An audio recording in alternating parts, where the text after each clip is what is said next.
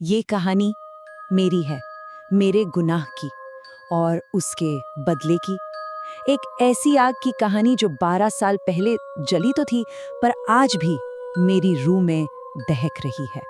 हमारे गांव के बुजुर्ग अक्सर ये कहा करते थे, मैं सुनता था, पर इसका असली मतलब उस रात से पहले कभी समझ ही नहीं आया। उनकी आवाज में एक अजीब सा डर होता था जब वो कहते थे कि कुछ आग सिर्फ जलने के लिए नहीं, जलाने के लिए होती है, और वो आग बदला लिए बिना ठंडी नहीं पड़ती। ये बात माधोपुर गांव की है।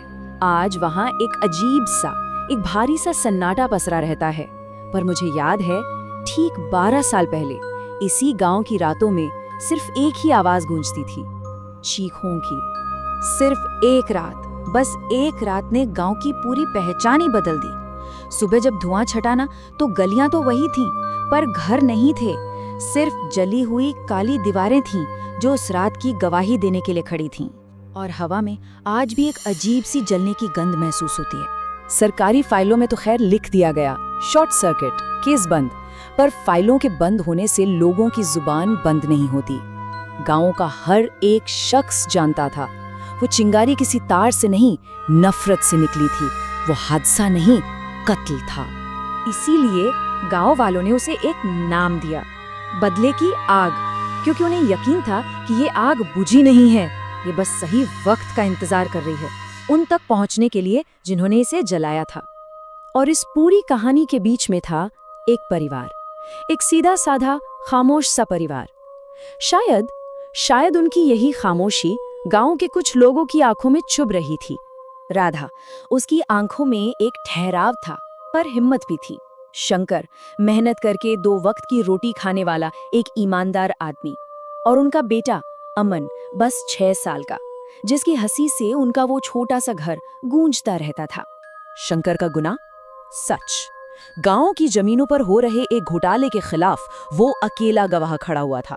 उसे लगा था कि कानून उसका साथ देगा, पर उसे ये नहीं पता था कि उस गांव में ताकतवरों के खिलाफ आवाज उठाने की सजा मौत होती है। और फिर वो रात आई, अमावस्या की रात थी, जिस रात माधवपुर की हवा हमेशा के लिए भारी हो गई। वक्त ठीक रात के 1:46। ये वक्त अब माधोपुर की घड़ियों में हर रोज एक पल के लिए जैसे ठहर सा जाता है, एक मनहूस लम्हा जो उस रात से हमेशा के लिए जुड़ गया है। आसपास के घरों में सो रहे लोगों ने बताया था कि घर से आग की लपटें उठने से ठीक पहले बाहर कुछ मर्दों के ठहाके लगाने की आवाज आई थी। एक वहशी हंसी, जैसे कोई जश्न मना रहा हो। उन्होंने बचने का कोई रास्ता नहीं छोड़ा था। घर के अकेले दरवाजे पर बाहर से कुंडी चढ़ा दी गई थी। अंदर 3 सांसें थीं जो घुट रही थीं, और बाहर मौत खड़ी मुस्कुरा रही थी। जब तक कोई कुछ समझ पाता, सब खत्म हो चुका था। उस आग के शोर में से बस एक आखिरी आवाज किसी के कानों में पड़ी, एक बच्चे की डरी हुई आवाज जो शायद अपनी माँ को बता रहा था। गांव जागा, पानी फेंका गया, पुलिस आई, और वक्त के साथ सब उस राख को भूल गए।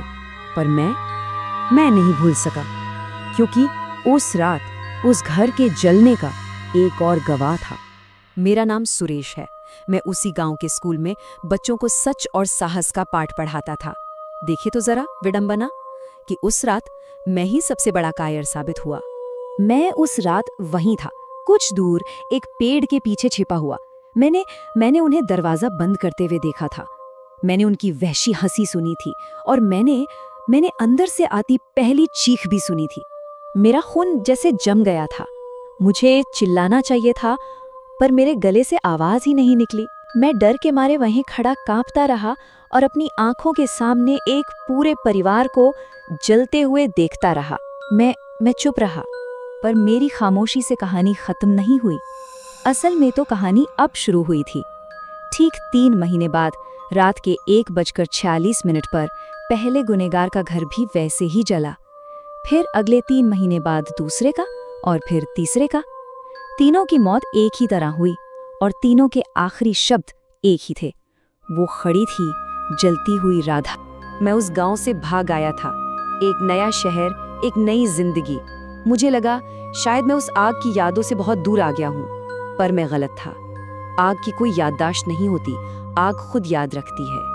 और 12 साल बाद वो मुझे ढूंढते हुए आ पहुंची। एक रात मैं अपने कमरे में था कि अचानक बत्तियां जलने बुझने लगी। दीवार पे लगी घड़ी की सुइयां 146 पर आकर रुक गईं। फिर रसोई से कुछ जलने की तेज गंध आने लगी। मैं घबराकर वहां गया, पर वहां कुछ भी नहीं था। जैसे ही मैं पलटा, मेरे कान के ठीक पीछे एक ठंडी आवाज आई, तुम भी तो चुप थे। वो राधा थी, वैसी ही जैसे मैंने उसे आखिरी बार याद किया था, आग में लिपटी हुई।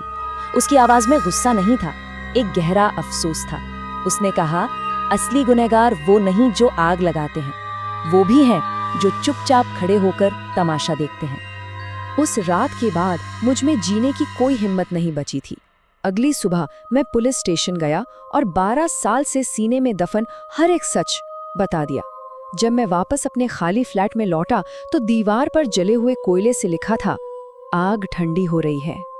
मेरी गवाही से केस दोबारा खुल गया। माधोपुर को शायद इंसाफ मिल जाएगा। पर ये कहानी यहाँ खत्म नहीं होती, ये एक चेतावनी है। ये कहानी एक सवाल छोड़ जाती है कि जब किसी के सामने अन्याय की आग जल रही हो और कोई बेबस उसमें झुलस रहा हो, तो उस वक्त चुप रह जाना ही सबसे बड़ा गुनाह बन जाता है, क्योंकि कुछ गलतियां वक्त के साथ भुलाई नहीं जाती और आग सब कुछ याद रखती है।